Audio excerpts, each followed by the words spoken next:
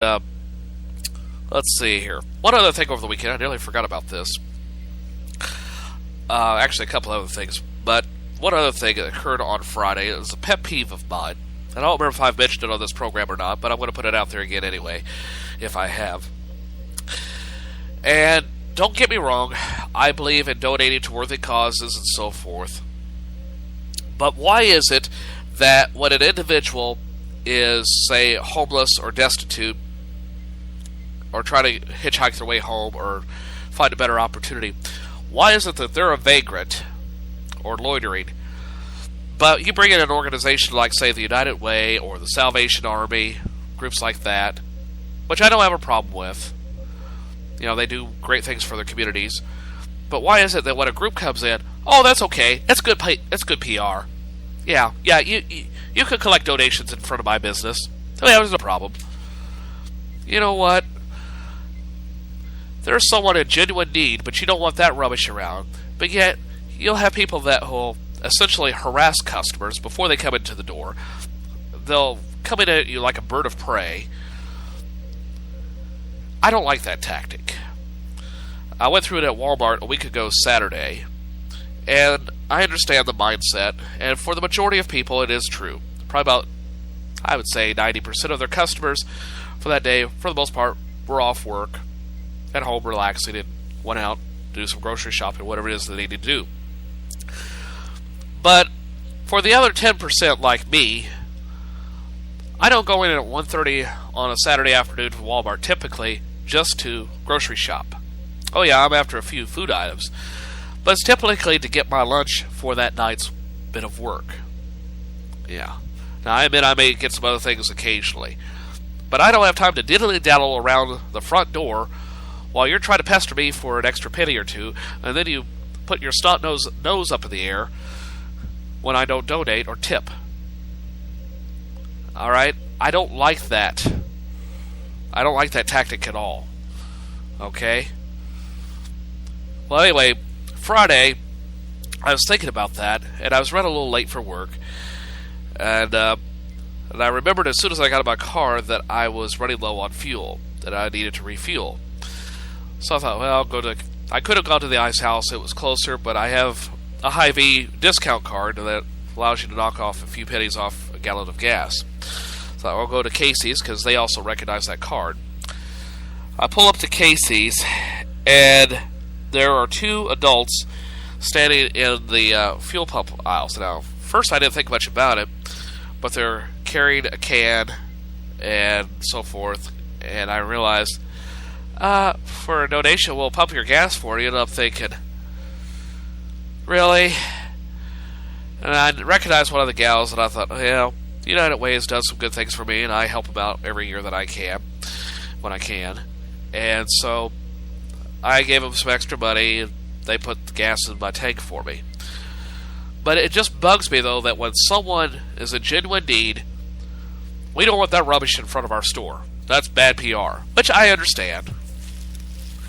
But if we're such a Christian nation, why do we behave like a bunch of heathens? Okay? I mean, if you have the audacity to call this a Christian nation, and then someone is out there in genuine need, and you just turn your back on them saying, no, we don't want that rubbish in front of our store.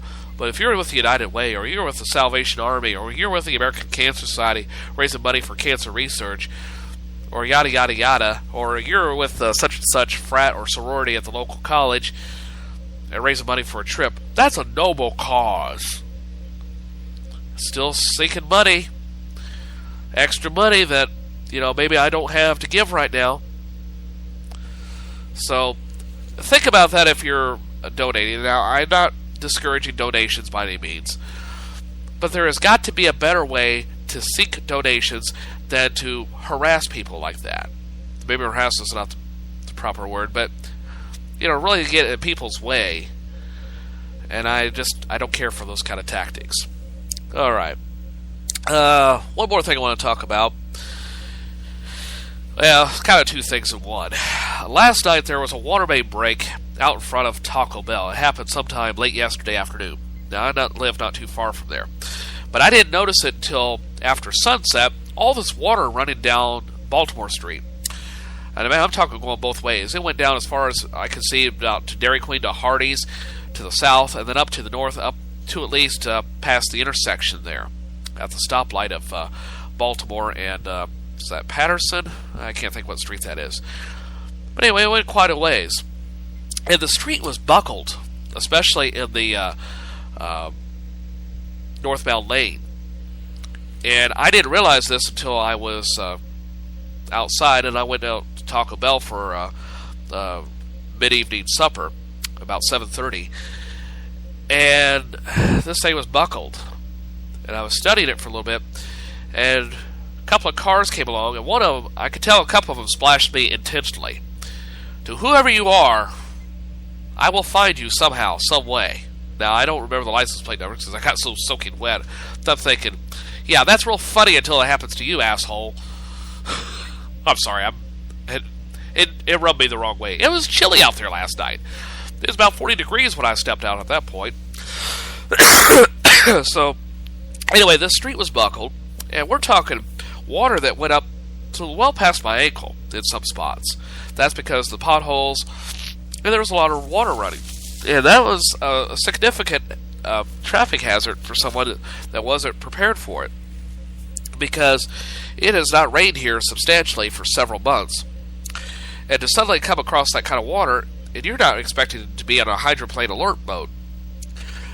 Well, anyway, I heard the crews out there, and I know for a fact that KTVO was out there, and they filmed a segment. I saw a reporter out there. I don't know which reporter it was, but it's one of their weekend reporters, I'm sure. And judging from the size of the person I saw, I say it was a female,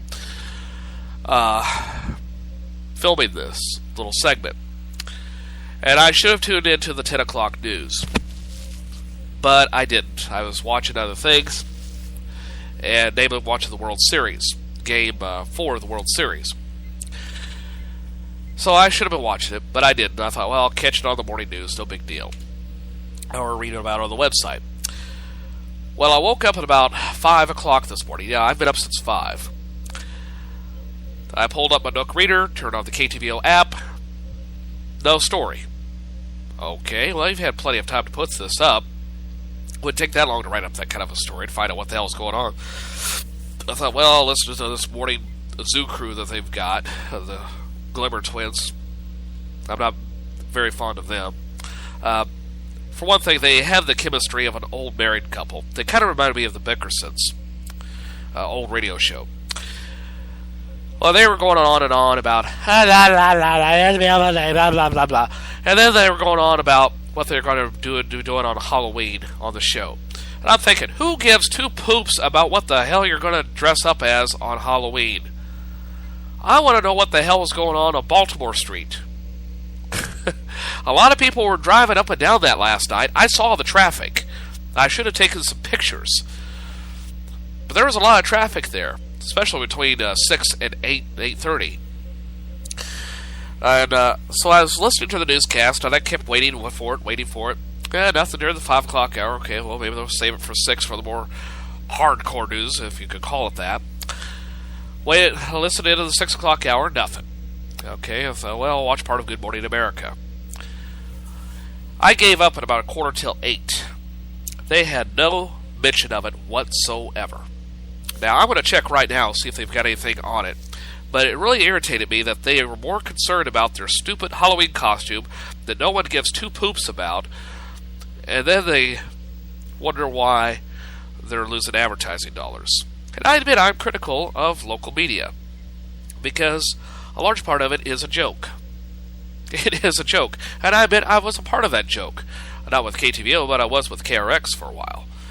And, well, I won't get into that right now, but, there are things that, there are stories that I had leads on, but for one reason or another, I couldn't follow up on them. And so, why did I pull up Facebook? I don't need Facebook, I need KTVO's app. Okay, so, I was sitting there thinking, a lot of people were driving up and down Baltimore Strip last night, probably wondering what the hell was going on, why there was all this water. Had a water main break, and they were working on it till at least 12:30, 1 o'clock this morning, repairing that thing. And, let's see. I don't see anything on it. Okay. Chiefs beat Browns to stay undefeated. Jury selection for Seth Teckle trial. Lou Reed. Nope. Nope, there's no mention of it. And it probably won't be. So I want to check the Kirksville Daily Express, see if they've got anything on it yet. Kirksville. This is live podcasting at its best, by the way. Kirksville Daily Express. And I apologize, I went for a walk this morning before I did the show, and I think that was a mistake because it seems to have triggered my allergies. Now, I enjoyed the fresh air, but now the fresh air has not enjoyed me. Let's see here. News. Nope, nothing new there. Latest news. Nope. No mention of it there either. Okay. So, 2 strikes. Alright, let's try KRX. Let's see. I doubt they have it either, because they don't have a news department to speak of anymore.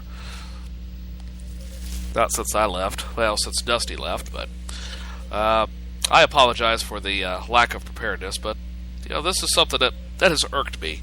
And if you're a Kirksville resident, this should irk you too, but there's nothing there. I think I got the wrong one. Let's see here. KRX news. No. Well, I'll look for that later. Don't have time for that right now. Anyway, okay, Nook, turn yourself off. There we go. Nope, turn yourself off. No. It's like a bad Halloween movie. It doesn't want to turn itself off. Anyway, that's what's going on in that regard. Okay? Oh, then another newscaster on that very same program a little bit later on, and this is another pet peeve of mine, and this is often the mistake that very young journalists make, especially the ones that seem to bypass the route that I went, namely working graveyard shifts and weekend shifts that I worked, and that they get the cushy 8-to-5 jobs, or the cushy sign-on jobs, the ones that everyone envies. And I hate it when reporters do this, and especially the young and experienced ones, in that the only ones that have a job, or a job that's worth mentioning, are 8 to 5, and it's a desk job. Well, this guy had the audacity to say something about the daylight saving time coming to an end this weekend, which is a good reminder. But then he said that made a remark about getting an extra hour of sleep. Not for blokes like me, who will be at work, and I might be getting off an hour earlier due to the change in time, the fallback. But I'll still lose that hour of sleep. Okay? I mean, by the time I get home and all that. So it just really bothered me. Or the ones that choose to stay behind and work an extra hour if we're so fortunate. So it just, I don't know. Sometimes I wish more reporters could be more careful about what they say or do on the air. Of course, I'm one to talk. I'm the one that laughed during my own intro on this morning's, or on today's program. Okay, let's see. Is that everything there? Yeah. Okay, I'm staying away from the hardcore news for today. I figure I'd give it a little bit of a break. Besides, I really haven't kept up with as much this weekend as I should have. So that's what's going on in that regard. Okay, well, I tell you what. I'm going to take a quick break, and when I come back, we'll have things you need to know and what's trending on this Monday. So stick around. More First Cup with the babbling fool known as Joe Hafner is coming up right after this break.